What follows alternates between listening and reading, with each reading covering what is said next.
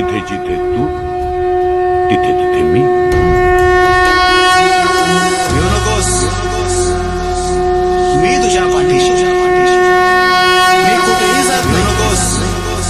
तुला जेव्हा माझी गरज वाटेल मला मनापासून, मी कुठेही जात नाही, मी येईन। तुला जेव्हा माझी गरज वाटेल मला मनापासून हाक मार, मी येईन।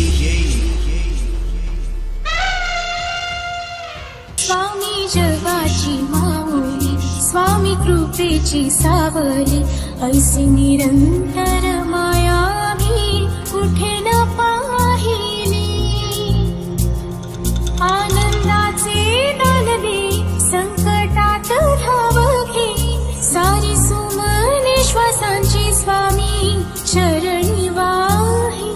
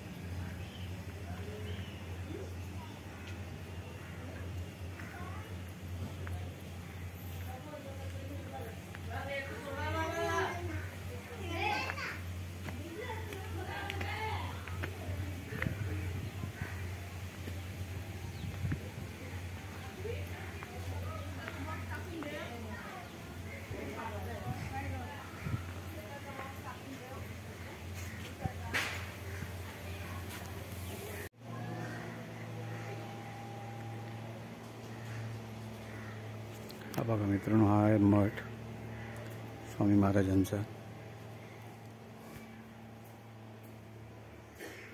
इथे सुंदर अशी तस्वीर आहे स्वामींची, त्यानंतर सुंदर अशी मूर्ती आहे, आय थिंक पंचधातूची आहे, पण आपण गुरुवर्य काकांकडनं जाणून घेऊ नंतर।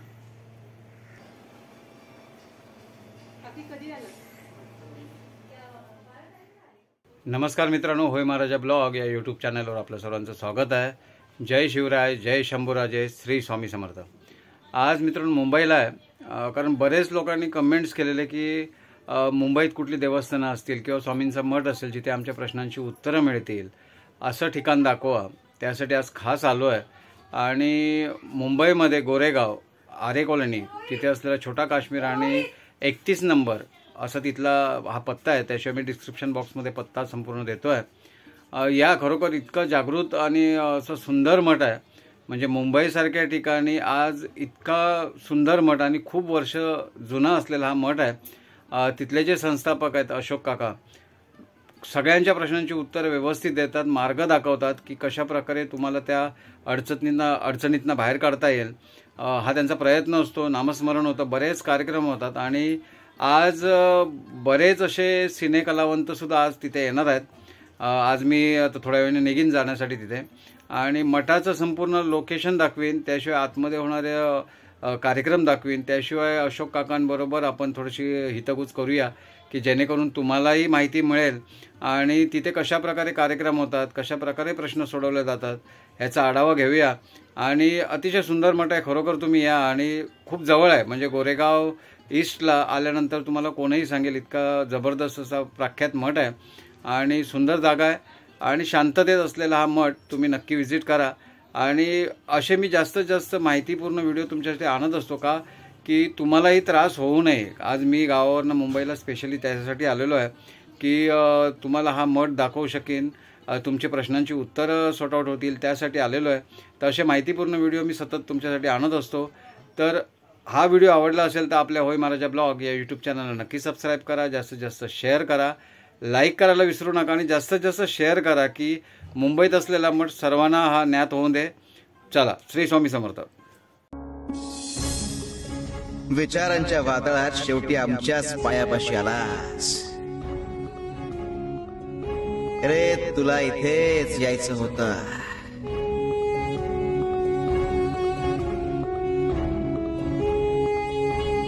जो आमच्या पायापाशी येतो त्याचा उद्धार निश्चित आहे. मग तो जाणीवपूर्वक आलेला असो वा अजाणता. शिव शंकर शंभो. तर मित्रांनो, आज आपल्याकडे स्वामी सेवा इथे आलेलो आहे मी गोरेगावला आणि आज आपल्यासमोर जे ताई बसल्या आहेत आज त्यांच्याकडनं जाणून घेऊया या स्वामी सेवेतला अनुभव. ताई, तुमचं नाव सांगा आधी. माझं नाव कविता केशव वाडकर. ओके. आणि आज किती वर्ष तुम्ही स्वामी सेवेत आहात? आज आम्ही 37 वर्ष या सेवेत आहे. अच्छा. आणि ह्या ज्या श्री दत्त स्वामी सेवा केंद्रामध्ये येता, काय अनुभव आहे इथला तुम्हाला? इथं येऊन आम्हाला बराच काही अनुभव आलेला आहे. म्हणून काही प्रश्न असतील ते आम्ही देवासमोर मांडले, ते व्यवस्थित झालेले आहेत. त्याने मला खूप विश्वास वाटतोय, म्हणून आम्ही इकडे आवडीने येतो. आणि इथले जे मठाधिपती आहेत त्यांच्याबद्दल काय सांगाल? इथली मठाधी सर्व छान आहेत आणि येतात वगैरे, सर्व भरपूर लोक येतात. इथं लांबून लांबून लोक इकडे येतात आणि तुम्हाला तुमच्या प्रश्नांची उत्तरं मिळतात. हो. ओके, धन्यवाद. श्री स्वामी समर्थ. स्वामी समर्थ. तर मित्रांनो, आज आपल्या समोर आहे स्वामी भक्त आहेत. प्रथम तर त्यांना विचारतो, तुमचं नाव काय सर? प्रितेश देवीदास नाईक. अच्छा. ह्या स्वामी सेवेत किती वर्ष आहेत तुम्ही? मी जवळजवळ 5-1 वर्ष आहे या सेवेमध्ये. आणि ह्या मठात आल्यानंतर तुमचे काय किती प्रश्न होते किंवा कसे प्रश्न ते सॉल्व्ह झाले? नाही, प्रश्न तर बऱ्यापैकी सॉल्व्ह झाले आणि अनुभव पण छान आला आहे या मठामध्ये. येस, ह्या मठामध्ये. आणि स्वामींची जी कृपा आहे, जे आशीर्वाद आहे, ते तर नेहमी सदैव असणार आहेत. आणि त्यांनी जे मला कटिंग प्रसंगाच्या वेळी ज्या काही मी जे काही सांगितलेलं म्हणून ते त्यांनी त्याच्या हिशोबाने तसं मला त्याच्यात मार्ग काढला आहे. अच्छा. आज तुम्ही एकटे आलात की तुमच्याबरोबर? माझ्याबरोबर आई आहे माझी. Okay okay. आणि आज जी काय तुम्ही सेवा करताय, तुम्ही येणाऱ्या युवा पिढीला किंवा इथे येणाऱ्या भक्तगणांसाठी काय निरोप द्याल? नक्कीच स्वामी सेवेकरी आपण व्हावं सगळ्यांनी. आपल्याला जसं जमेल तसं एक 10-15 मिनटं किंवा जसं आपल्याला सेवा करते तशी करावी, जेणेकरून आपल्याला काही स्वामींचे आशीर्वाद लागतील आणि पुण्य काही काम आपल्याला कमवता येईल. अच्छा. या मठाचं काय वैशिष्ट्य सांगाल? मठाचं वैशिष्ट्य तर खूप फार जुनं आहे आणि जे इकडचे आपले मठाधिकारी आहेत त्यांचं तर खूप म्हणजे अशोक गुराम काका, हां, तर त्यांचं खूप गायडन्स आहे आणि सदैव ते कुठल्या म्हणजे मार्गदर्शक काही असतील, काही अडचण असेल तर सांगत राहतात. त्याशिवाय तुम्हाला तुमच्या प्रश्नांची उत्तरं मिळतात. येस, नक्की नक्की. चला, श्री स्वामी समर्थ. श्री स्वामी समर्थ. तर मित्रांनो, आपल्या समोर आहेत स्वामी भक्त. साहेब, तुमचं नाव काय? माझं नाव हेमंत विष्णू चव्हाण. ओके. आणि कुठनं आलात तुम्ही? मी माराडवरून. अच्छा. ह्या स्वामी सेवेमध्ये साधारणतः किती तुम्हाला वेळ झाला किंवा किती वर्ष तुम्ही आज स्वामी सेवा करता? मी 3 वर्षापासून करतोय. 3 वर्ष झाली मला. ओके. आणि ह्या मठात किती वर्ष येत आहे? 3 वर्ष झाली ह्या मठातच येत आहे. ओके. काय अनुभव सांगाल की म्हणजे आतापर्यंत तुमचे असलेले अनुभव, म्हणजे जे काही प्रॉब्लेम्स असतील किंवा जी प्रश्नाची उत्तर हवी होती ती इथे तुम्हाला मिळाली का? हो, मिळाले भरपूर. म्हणजे इथं मठात आल्यापासून मला खूप म्हणजे जे माझ्या इच्छा होत्या ते पूर्ण झालेल्या आहेत. पूर्ण झाल्या. स्वामींच्या कृपेने पूर्ण झालेल्या आहेत. अच्छा, इथले जे मठाधिपती आहेत त्यांच्याकडनं तुम्हाला असा काय अनुभव आला की तुमच्या प्रश्नाची उत्तरं मिळाली? हा, आमची काही कामं होती ती होत नव्हती, ती झाली. हा, ती ती झाली, झाली. हो झाली. Okay okay. आणि ही जी युवा पिढी आहे की आज म्हणजे देवभक्तीकडे किंवा स्वामींकडे यायला बघत नाहीत, त्यांच्यासाठी काय सांगाल? नाही, त्यांनी ते यायलाच पाहिजे. त्यांनी स्वामींची भक्ती म्हणजे पाहिली पाहिजे. असं त्यांनी काय केलं सगळं खूप चांगले अनुभव येतात. अनुभव आम्ही घेतलेले आहेत असं. जी अडकलेली कामं असतात ती होतात. पूर्ण होतात. Okay okay. धन्यवाद. श्री स्वामी समर्थ. श्री स्वामी समर्थ सद्गुरु स्वामी समर्थ. श्री स्वामी समर्थ जय जय स्वामी समर्थ. सद्गुरु स्वामी समर्थ जय जय स्वामी समर्थ. श्री स्वामी समर्थ जय जय स्वामी समर्थ. सद्गुरु स्वामी समर्थ जय जय स्वामी समर्थ. श्री स्वामी समर्थ. श्री स्वामी समर्थ. तुमचा काय अनुभव सांगाल या मठात जे येता तुम्ही किंवा या स्वामी सेवेत किती वर्ष आहेत तुम्ही? मला आता जवळजवळ 5-6 वर्ष तरी आहे स्वामी सेवेत. अच्छा, ह्या मठाचा काय अनुभव सांगाल? मठाचा अनुभव, मी जी काय आत्ता जी उभी आहे ते स्वामींमुळे. कारण रोज सकाळी मला इतकं असं वाटतं मला स्वामीच उठवतात. ओके. आणि काही तुमचे समस्या असतील किंवा आतापर्यंत जे काय अनुभव असतील किंवा प्रश्न असतील, हे ह्या मठात तुमचे प्रश्न सॉल्व्ह झाले? मी प्रश्न कधीच विचारलेला नाही, कारण ते जे काय करतात ना ते स्वामीच करतात. ओके. आणि जे आपल्या नशिबात आहे ते घडत असतं, त्याला साथ देणारे स्वामी आहेत. अच्छा, ह्या मठामध्ये जे कार्यक्रम होतात किंवा जे मठाधिपती आहे त्यांच्याबद्दल काय सांगाल? त्यांच्याबद्दल काय प्रश्नच नाही, सगळं व्यवस्थित आहे. आता मी सध्या ह्याच्यामुळे मी येऊ शकत नाही, पण जे काय होतं म्हणजे हरिपाठ वगैरे सगळं छान होतं. म्हणजे तुम्ही येताय ते स्वामी सेवेमध्ये तुम्हाला हो. त्याचं फळ मिळालेलं हो. आहे. आणि ओके. फळाची अपेक्षा कधीच करायची नाही, फक्त ते साथ पाहिजे त्यांची, आणि ते असतातच माझ्याबरोबर नाही. ओके. तुमचं नाव काय? माझं मंजिरी जोशी. अच्छा, कुठनं आला तुम्ही? मी इथून गावदेवी मंदिर. गावदेवी मंदिर. Okay okay. Unit number 4. म्हणजे तुम्ही आतापर्यंतच्या अनुभवामध्ये स्वामी सेवेमध्ये आनंदी आहात? आनंदी, प्रश्नच नाही. आज मी आहे ती त्यांच्यामुळेच आहे. ओके, धन्यवाद. श्री स्वामी समर्थ. नमस्कार मित्रांनो, होय महाराजा ब्लॉग या यूट्यूब चॅनलवर आपल्या सर्वांचं स्वागत आहे. जय शिवराय, जय शंभूराजे, श्री स्वामी समर्थ. तर गोरेगाव इथे असलेला 31 नंबर म्हणजे अगदी छोटा काश्मीरच्या बाजूला असलेला श्री स्वामी समर्थांचा मठ, आज तिथे आलेलो आहे. आणि अतिशय जागृत असं हे स्थळ आज इथली माहिती देतोय, कारण मुंबईकरांमधले बऱ्याच जणांचे कमेंट्स असतात की आम्हाला जवळ असलेलं देवस्थान दाखवा किंवा आमच्या प्रश्नांची उत्तरं जर मिळाली तर खूप बरं होईल. तर आज स्पेशली तुमच्यासाठी आलेलो आहे. आज आरे कॉलनीमध्ये असलेला 31 नंबरमध्ये असलेला श्री स्वामी समर्थ महाराजांचा मठ, आणि ह्या मठाचे मठाधिपती अशोक गुराम काका आणि वहिनी आमच्या उभ्या आहेत. आज त्यांच्या पाठीशी त्या उभ्याच आहेच त्या, आणि त्यांच्या पाठीशी स्वामी उभे आहेत. आज जवळजवळ 17 वर्ष या मठाला झालेली आहेत. आणि आज इथे होणारे कार्यक्रम किंवा कशा प्रकारे लोकांच्या प्रश्नांची उत्तरं मिळतात आज अशोक काकांकडून जाणून घ्या. नमस्कार. नमस्कार. श्री स्वामी समर्थ. अशोक काका, काय सांगाल की ह्या मठाला किती वर्ष झाली? या मठाला म्हणजे आमच्या केंद्राला झाली जवळजवळ 30 वर्ष. ओके. पण इथे मठ स्थापना झाली जवळजवळ 17 वर्ष. 2008ला या ठिकाणी मठ स्थापना झाली. 2010ला आपली मूर्ती स्थापना झाली. पण हा मठ म्हणजे ॲक्च्युली स्वामींनी सुचवलेलीच जागा आहे. असं म्हणजे आम्ही स्वतः असं हे नाही, स्वामींसाठी मठासाठी जागा घ्यायची असं आमचं बरेच दिवस चाललेलं. आणि योगायोगाने इथे मागची जागा जी आहे ते घर होतं मागे, आणि ते इथे पूर्ण जंगल होतं. मग ते जागा एका भक्ताने घेतलेली होती आणि ते त्याला रूम व्यवस्थित करायचे होते, म्हणून ते मला बघण्यासाठी बोलवलेलं. म्हणून मी या ठिकाणी आलो, त्यांची जागा बघितली. आणि इथे खाली दगड होता, या दगडावर पाय ठेवून मी खाली जंगलामध्ये खाली असं उतरलो ह्या साईडला. अच्छा, म्हणजे टोटली इथे जंगल होतं? जंगलच होतं पूर्ण. ओके. मूर्तीच्या मागच्या भागाला वरती, म्हणजे आता जेवढी मूर्तीची हाईट आहे त्याच्यावरती मागची भिंत जमीन आहे. ओके. हा भाग खाली होता. मग तिथून खाली उतरलो, दगडावरून पाय ठेवलं तर मला थोडं व्हायब्रेट जाणवलं. मग त्यांच्याशी मी बोललो की आपण या ठिकाणी मठाची स्थापना जागा आपल्याला मिळेल का. मग त्यांनी तशी हे करून आपल्याला या ठिकाणी मठासाठी उपलब्ध जागा करून दिली आणि मग मठाची या ठिकाणी स्थापना झाली. ही सुरुवात जी तुमची झाली की काही दृष्टांत झाले असतील किंवा भाऊ तुम्ही मठ बांधा, कारण माझ्या अनुभवाप्रमाणे आजपर्यंतच्या अनुभवामध्ये मठ बांधणं हा सोपा विषय नाही आहे की लोक रेस्टॉरंट बांधू शकतात किंवा हॉटेल्स बांधू शकतात, बंगले बांधू शकतात, पण मठ बांधणं सोपं नाही. आणि त्यामागे काहीतरी अनुभव असे असतील तुमचे किंवा दृष्टांत असतील, ते सांगा तुम्ही की कशा प्रकारे तुम्हाला असं वाटलं की मठ बांधावं. म्हणण्यापेक्षा जी मला ही स्वामींच्या सेवेत मी जवळजवळ इयत्ता 5वीत असताना आलो. ओके. गावी शाळेत असताना आमच्या शाळेत 10वीचं केंद्र होतं आणि त्या 10वीच्या परीक्षेसाठी आलेल्या एका मुलाने त्याच्याकडे अशी ओळख झालेली आणि शेवटच्या पेपर दिवशी त्याने स्वामींचं एक स्तोत्र मला दिलं आणि त्या स्तोत्राचं पठण करत मी 10वी झाली, 12वी झाली, म्हणजे 5वीपासून माझं शिक्षण त्याच्यात झालं. मग त्या स्तोत्राची मला एवढी आवड निर्माण झाली की ते वाचल्याशिवाय मला चैन पडायची नाही. मग ते ओढ निर्माण होत होत गेली. त्याच्यानंतर मी एक दिवस कोल्हापूरला गेलेलो काटकर महाराजांच्या मठामध्ये. मग काटकर महाराजांनी माझ्या पाठीवर पहिली थाप मारली आणि त्यावेळी जे मला ऊर्जा वेगळीच निर्माण झाली माझ्या अंगात, मला काहीच समजत नव्हतं.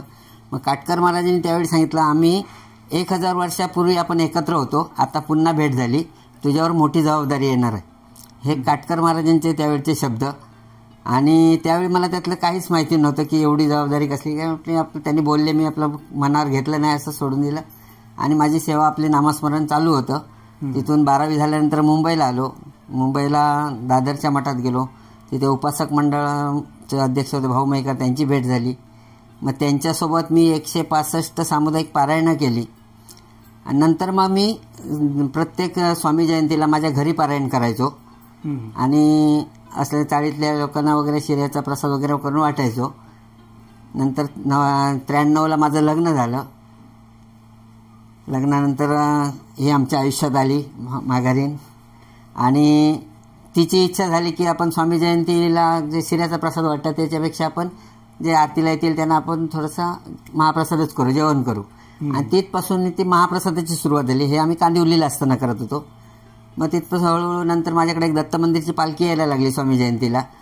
हे असे हळूहळू योगायोग घडत गेले आणि नंतर मग तिथे माझे गुरुजी जे जयवंत सावंत, आवळेगावचे सावंत, जे दहिसर स्टेशनच्या बाजूला जो जयेश सावंत रोड आहे तो त्यांच्या नावचा, ते नवागावला राहायचे.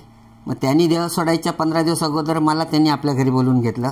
आम्ही दोघं पण गेलेलो आणि त्यावेळी मी असं त्यांच्या देवाऱ्याजवळ बसलो, तिथे ध्यानस्थ झालो. जवळजवळ 7 वाजता ध्यानस्थ झालो तर 11 वाजता त्यांनी माझ्यावर तीर्थ शिंपडून मला ध्यानातनं बाहेर काढलं आणि त्यावेळी त्यांच्या मुलाला मला बसून सांगितलं, हे आता सर्व तुम्हाला सांभाळायचं आहे. म्हटलं तुम्ही मार्गदर्शन करा, आम्ही सांभाळू. पण त्याच्यानंतर 8 दिवस की 15 दिवसात शनिवारी सकाळी त्यांच्या घरी काही भक्त यायचे, काही आपल्या समस्या घेऊन.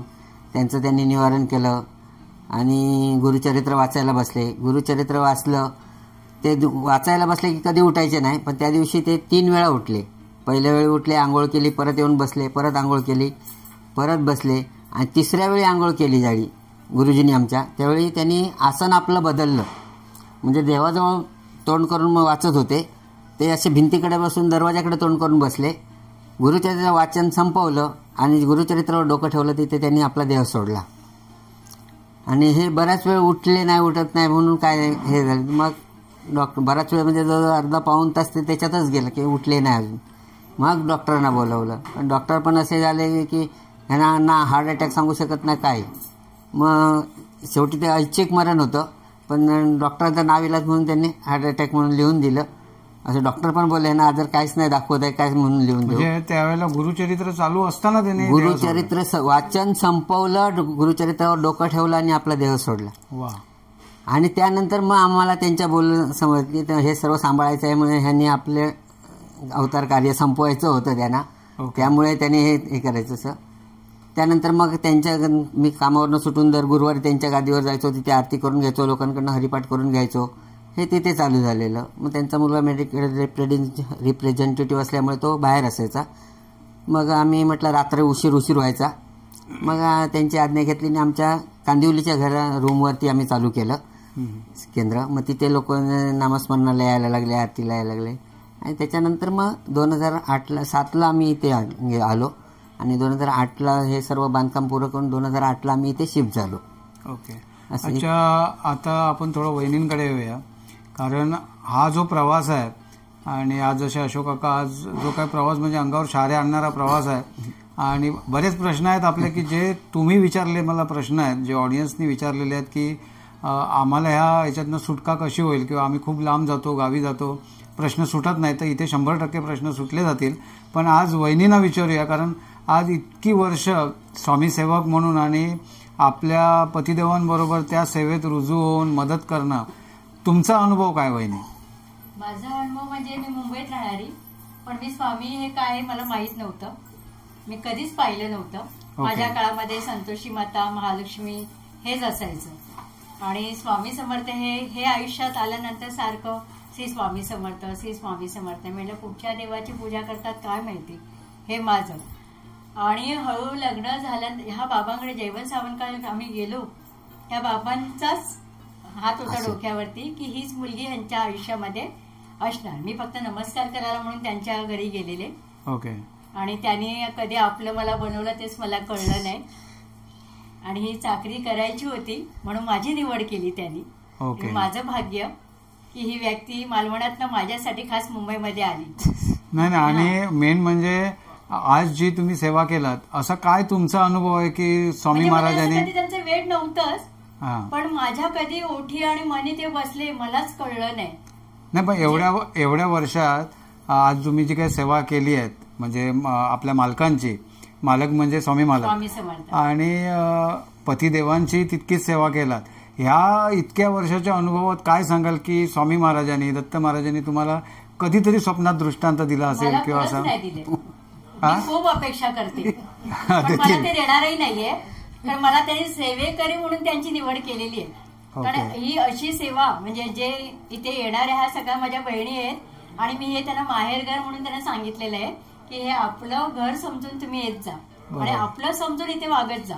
माझं कोणी काही करू नका, पण महाराजांची सेवा करा. आणि वहिनींची ही सेवा निरंतर अशीच चालू राहू दे.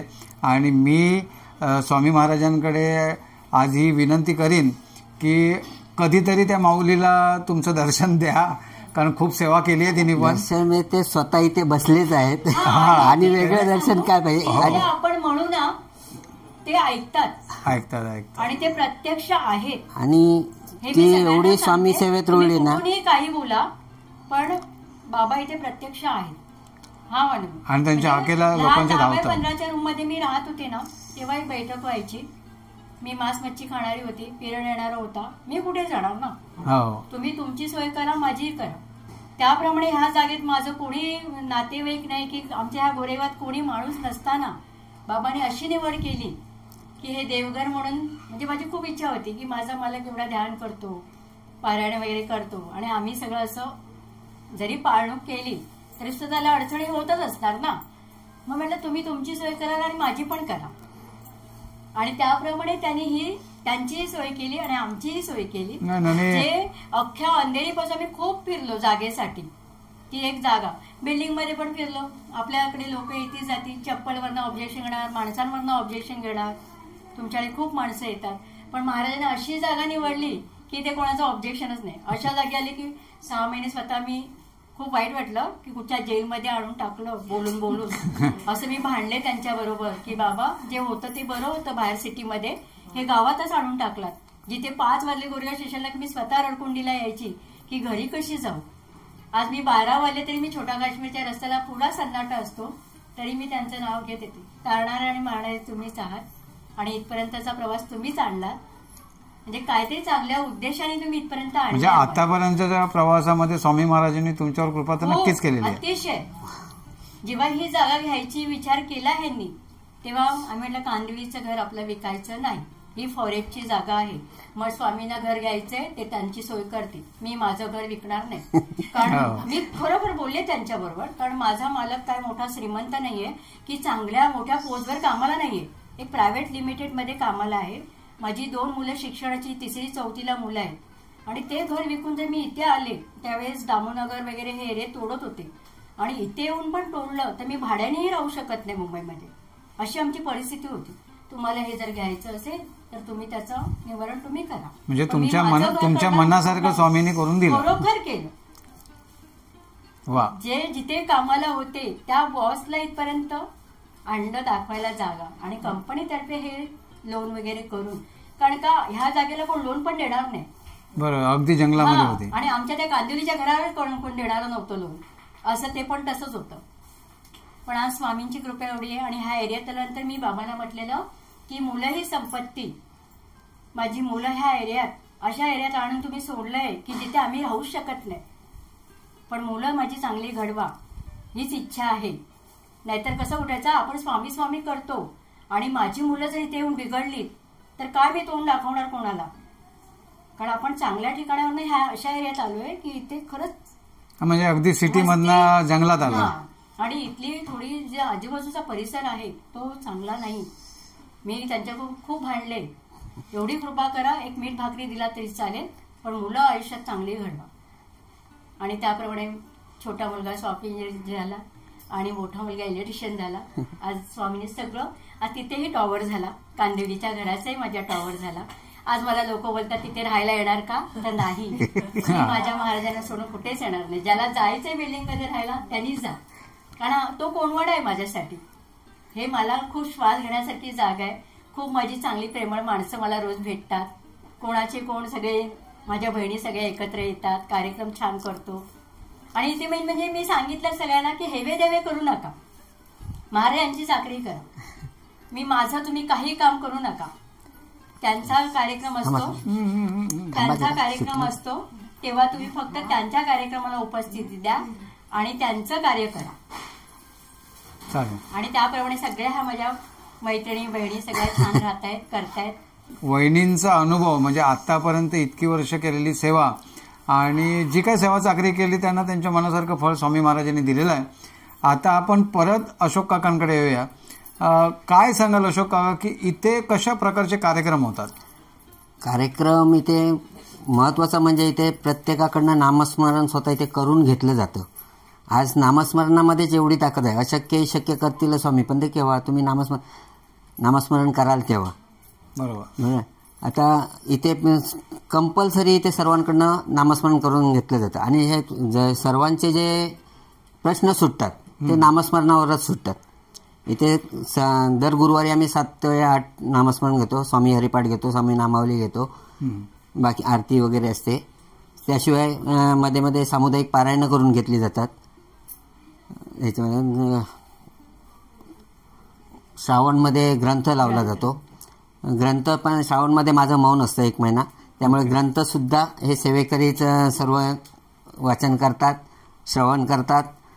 आणि आता काही माझे सहकारी आहेत गोसावी बुवा म्हणून, आता 2 वर्ष ते येतात. मग त्या ग्रंथाचे हे करून विश्लेषण करून ते सर्वांना समजून सांगतात.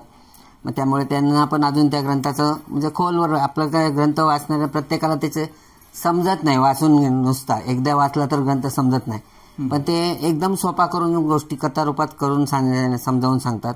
त्यामुळे आलेल्या भक्तांना सुद्धा त्याची आवड निर्माण होते आणि ज्ञान प्राप्त होतं. असे काही ठराविक वेळ आम्ही सुद्धा इथे काही प्रवचन असे नामस्मरण ह्याच्याबद्दल करतो. त्यांना लोकांना नामस्मरणावर जास्तीत जास्त भर देऊन त्यांनाही नामस्मरणाची कशी म्हणजे स्वामींचे अनुभव कसे येतात की त्याचं अध्यात्म जर तुम्हाला जर सावरायचं असेल, अध्यात्मामधून जर पुढे जायचं असेल, कसं आपण घरी एक पदार्थ बनवतो, समजा मोदक बनवतो, पण मोदक आपण वरती फक्त पीठ लागतं. मग पीठ खाल्लं म्हणजे काय म्हणतात, हे काय नसतं, पीठ लागतं. पण जोपर्यंत आपण आतमध्ये खात नाही, सारणापर्यंत पोचत नाही, तोपर्यंत त्याचा गोडवा समजत नाही. मग तसंच अध्यात्म आहे. आपण तुम्ही 1-2 दिवस आलात, 4 दिवस आलात तर नाही, जोपर्यंत त्याच्यात मुरणार, तुम्ही नामस्मरण करणार, आज 1 माळ केलात, उद्या 5 माळे केलात, उद्या 11 माळे केलात, तर ते हळूहळू तुम्ही त्या अध्यात्मामध्ये मुरणार आणि अध्यात्माचे अनुभव तुम्हाला यायला लागणार. आजकाल कसं आहे, प्रत्येकाला शॉर्टकट जायची सवय झाली. अरे मी इथे गेलो, एकदा गेलो, दोनदा गेलो, आरतीला गेलो, पण मला काय अनुभव नाही. अध्यात्म असं आयुर्वेद सारखं आहे. एकदा तुम्हाला त्याने आपलंसं केलं, तुम्ही अध्यात्माला आपलंसं केलात की तो अध्यात्म आपल्याला तुम्हाला आपलं करणार.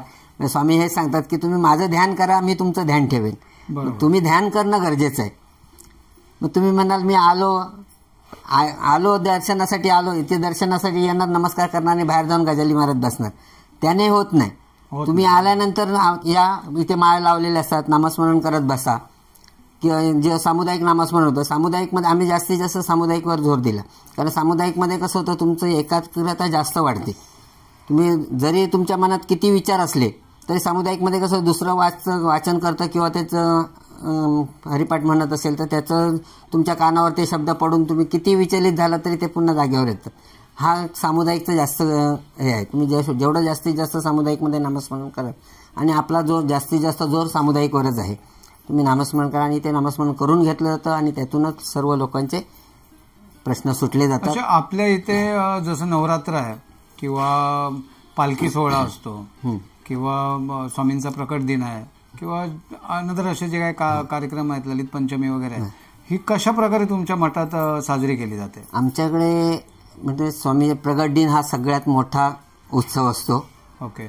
स्वामी प्रकट दिनला पालखी मिरवणूक काढली जाते. सकाळी अभिषेक असतो, गणेश पूजन अभिषेक वगैरे करून मग पालखी मिरवणूक असते. पूर्ण एरियामध्ये पालखी फिरून येते. ओके. सर्व भक्तजन त्याचा आनंद घेतात. त्याच्यानंतर मग महाप्रसाद असतो, संध्याकाळी हरिपाठ असतो, भजनाचे कार्यक्रम असतात. ओके. हा स्वामी जयंतीचा सर्वात मोठा कार्यक्रम असतो. त्याच्यानंतर स्वामी पुण्यतिथी आम्ही तशी साजरी करत नाही, कारण स्वामी स्वतः सांगता हम गया नाही जिंदा आहे. बरोबर. आणि त्यांची प्रचिती येते. आपल्याकडे 26 जानेवारी 2021ला स्वामींनी या ठिकाणी स्वामींच्या मूर्तीच्या वरती घुमट आहे या ठिकाणी प्रतिमा स्वरूपात आपल्याला सर्वांना दर्शन दिलं पहाटे 4 वाजता. आणि त्यावेळी त्याचा प्रकाश पूर्ण मठभर पसरलेला होता, लाल कलरचा प्रकाश. मला पहिलं त्यातलं काहीच समजत नव्हतं. मग मी पहिलं समयांवरती हात पकडले तरी पण ती प्रतिमा दिसत होती. नंतर लाईट लावली, लाईट लावल्यानंतर सुद्धा ती प्रतिमा दिसत होती. मग ते आम्ही फ्रेम केली. पहिली ती काळोखातली फ्रेम मी तिथे या ठिकाणी करून लावलेली आहे. मग ती सर्वजण विचारायला लागले कसली प्रतिमा कसली प्रतिमा. मग पूर्ण मी त्याची हे लिहून मग या ठिकाणी प्रतिमा ती दोन्ही प्रतिमा एकत्र करून या ठिकाणी लावले, त्याची माहिती लिहिली. मग 26 जानेवारी स्वतः स्वामींचं इथे दर्शन झालं. 26 जानेवारी 21ला पहाटे 4 वाजता. आणि त्या दिवशी आमचं सामुदायिक नामस्मरण होतं नाशिकला. आम्ही असे प्रत्येकाच्या घरी जाऊन पण नामस्मरण करतो. काही भक्तांची इच्छा असली तर आपण पादुका पण सुद्धा घेऊन जातो भक्ताच्या घरी आणि तिथे नामस्मरण करतो. आणि त्यांना पण तसे अनुभव येतात. त्यांच्या घरातली पॉझिटिव्हिटी जी असते, एनर्जी आता आहेत इथे भक्त तसे पण ज्यांच्या घरी पादुका गेलेल्या ते पण तुम्हाला सांगतीलच अनुभव. तर अशा प्रकारे दत्त जयंतीचा उत्सव असतो.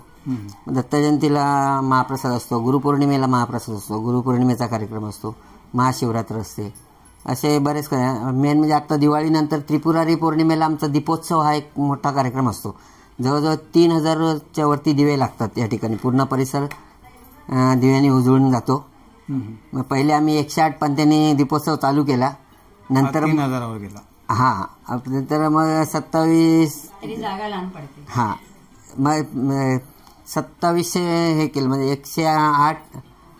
101 पंथी एका नक्षत्राला, अशा 27 नक्षत्रांच्या हिशोबाने 2700 त्या हिशोबाने हिशोब केलेला. पण त्याच्यानंतर मग प्रत्येक भक्त आपापले पण सुद्धा आणतात. कोण 21 कोण 11 असे पण ते आणून लावतात. ते असे म्हणता आता 3000च्या वरती गेले. असा हा एक नेत्रदीपक असा उत्सव असतो दीपोत्सवचा. आता ह्या 5 तारीखला आहे. ह्या 5 तारीखला आपल्या त्रिपुरारी पौर्णिमेला हा दीपोत्सव असतो. तर जर तो अगोदर हा व्हिडिओ जर सर्वांकडे आला तर सर्वांनी 5 तारीखला संध्याकाळी 7 वाजेपर्यंत इथे दीपोत्सवचा आनंद घ्यायला येऊ शकता. आता आम्ही पहिला 1 कोटी जप सामुदायिक लिखित जप केला. एक देवगडचा हडपीडचा मठ आणि आम्ही दोघांनी मिळून केला. आणि त्या म्हणजे देवगडला हडपीडला जो मठ आहे त्या मठाचे विश्वस्त पेडणेकर साहेब, नंदकुमार पेडणेकर आणि आम्ही असा मिळून 1 कोटी जप केला. तो जप आम्ही अक्कलकोटला घेऊन गेलो. अक्कलकोटला अण्णू महाराजांच्या हस्ते त्या वयांचं पूजन केलं आणि तिथून पालखी मिरवणूक काढली आणि वटवृक्ष मंदिरात नेलं. त्यावेळी ते वटवृक्ष मंदिराचे अध्यक्ष जे इंगळे साहेब आहेत त्यांनी सुद्धा आम्हाला भरभरून शुभेच्छा दिले आणि त्याच वेळी आम्ही तिथे संकल्प केला की पुढच्या वेळी पुन्हा 5 कोटी जप पूर्ण करू, असं तिथेच आम्ही संकल्प करून आलो. आणि आल्यानंतर आम्ही लगेच जप वया छापून घेतल्या आणि भक्तांचा एवढा भरभरून प्रतिसाद मिळाला की ते जवळजवळ 5 कोटीसाठी आम्ही 5,000 वया छापल्या. 5,076 वया आपण छापलेल्या. 5 कोटीपेक्षा जास्त जप होतो. पण ते 5,076 वया कधी संपल्या आम्हालाच समजलं नाही, एवढा भक्तांचा प्रतिसाद. आणि अजूनही भक्तांचे मला फोन येत आहेत की मला जपासाठी वया पाहिजे, अजून वया पाहिजे म्हणून. काही भक्त आणि लिखित जप माळेवर तुम्ही करू शकता. माळेवर तुमचं एक माळ करायला 3 मिनिटं लागतात, पण एक माळ जप लिहायला जवळजवळ तुम्हाला 10 ते 15 मिनिटं लागतात. असं तुमचा जप भक्तांनी प्रतिसाद दिला आहे आणि तेवढा जप आता लिहून पूर्ण होत आला आहे. आणि त्या जपाचं आम्ही 12 जानेवारीला आम्हाला वेळ दिलेला आहे अण्णू महाराजांनी समाधी मठामध्ये. मग 12 जानेवारीला त्या वया घेऊन आम्ही 11 जानेवारीला इथून जाणार. 12 जानेवारीला त्या वयांचं पूजन आहे. तिथून पुन्हा समाधी मंदिर ते अन्नछत्र ते वटवृक्ष मंदिर असं हे करून वटवृक्ष मंदिरच्या इथे आरती करून त्या वटवृक्ष मंदिरच्या स्वाधीन त्या वया करणार आहे जपाच्या. ओके. आणि आज या मठामध्ये कितीच्या संख्येने लोक इथे येतात, म्हणजे किती संख्या आहे की असे भक्तगण इथे येतात आणि त्यांना त्यांच्या प्रश्नांची उत्तरं मिळालेली आहेत? भक्तगण आता जवळजवळ म्हणजे हजारोंच्या संख्येने इथे भक्त असतात. आता आरतीला जवळजवळ 250 ते 300 लोक असतात. ओके. दर गुरुवारी आरतीला 250 ते 300 लोक असतात.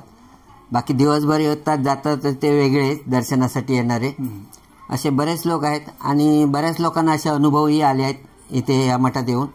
पण ते स्वामींचे नामस्मरण श्रद्धा जशी असेल तसं त्यांना त्या प्रकारे अनुभव आले आणि नामस्मरणावर त्यांची बरीच कामं झाली. मला एक सांगा काका की आज जे स्वामी भक्तीकडे लोक वळत आहेत किंवा याच्या अगोदर असं नाही होतं, म्हणजे कमी लोक होते की जे स्वामींना जाणत होते किंवा ओळखत होते.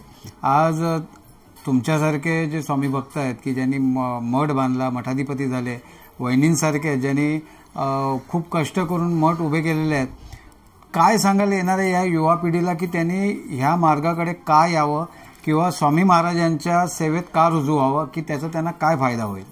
नाही, स्वामींची कलियुगामध्ये स्वामींचं महिमा वाढेल असं दादा महाराजांनी म्हणजे स्वामीसुतांचे जे छोटे बंधू होते, जे स्वामीसुतांची गादी नंतर ज्यांनी चालवली स्वामींच्या आज्ञेने, ते दादा महाराजांनी त्यावेळी सांगितलेलं की स्वामींची जी महती आहे ती कलियुगामध्ये वाढणार महती. आणि त्याप्रमाणे आज कलियुगामध्ये स्वामींचा महिमा एवढा वाढला आहे.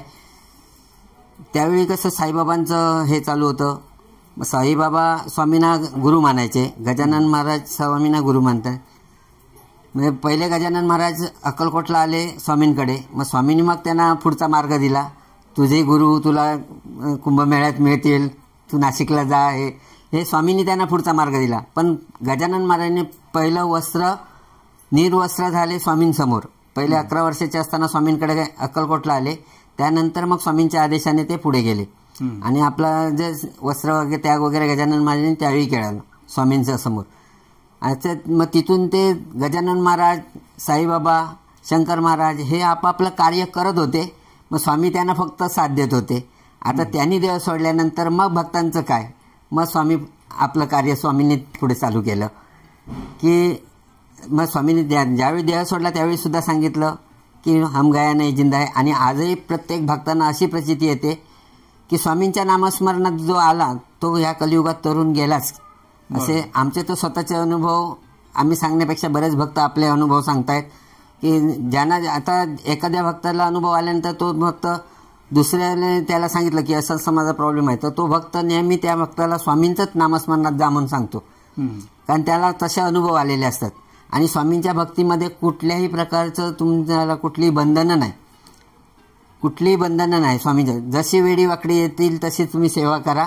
स्वामी म्हणतात तुझा येतं तसं नाम घे, फक्त नाम घे, हे स्वामींचं आहे, मग मी तुझ्या पाठीशी आहे. आज नाम घेतलं पाठीशी आहे स्वामी म्हणतात.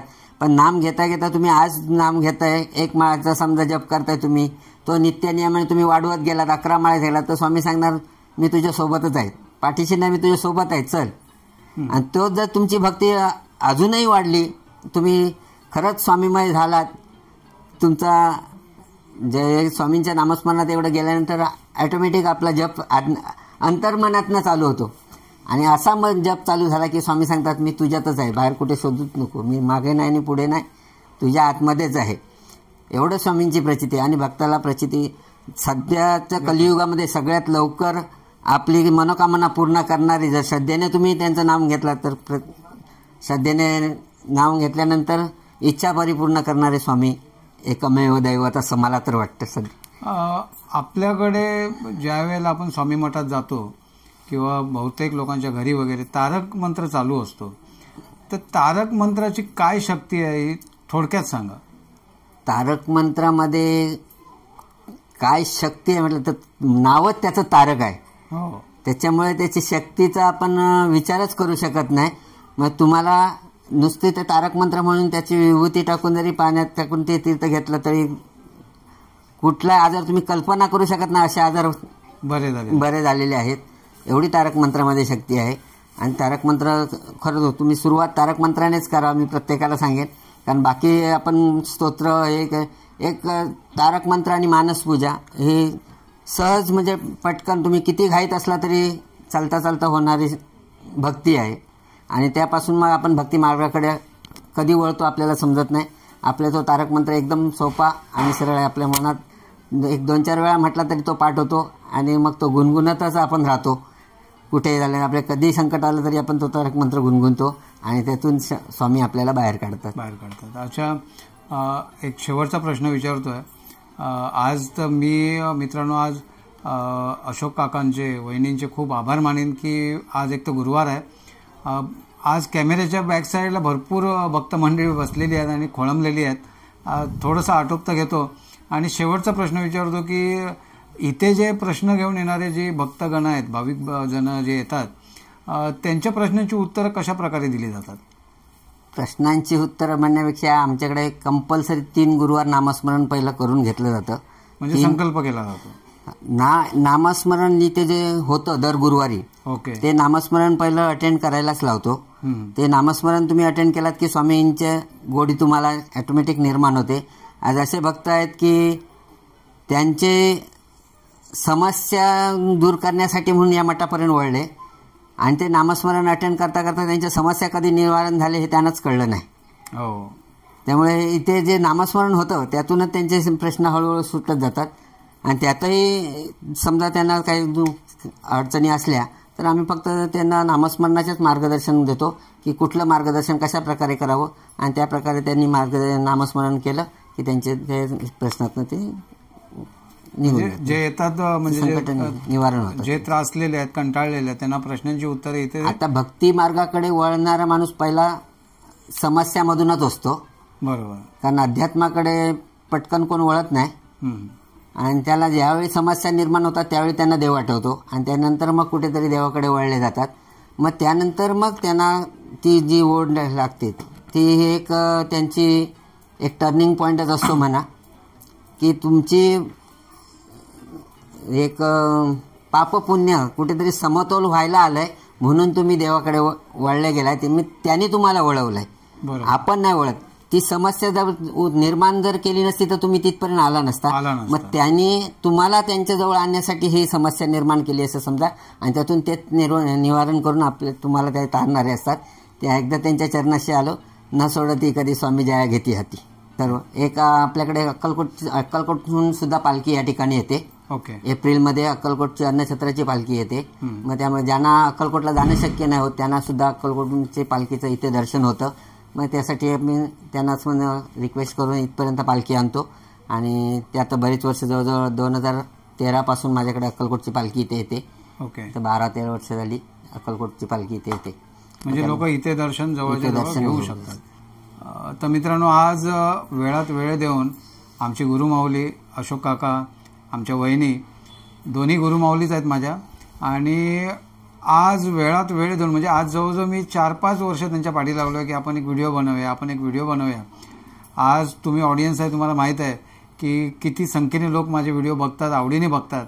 पण मला आदेश नव्हता आणि आज कसा का होईना स्वामींचाच आदेश आला आणि अशोक काकांनी सुद्धा परमिशन दिली की ये व्हिडिओ कर. आज आलोय आणि जास्तीत जास्त माहिती तुमच्यापर्यंत देण्याचा प्रयत्न केलेला आहे.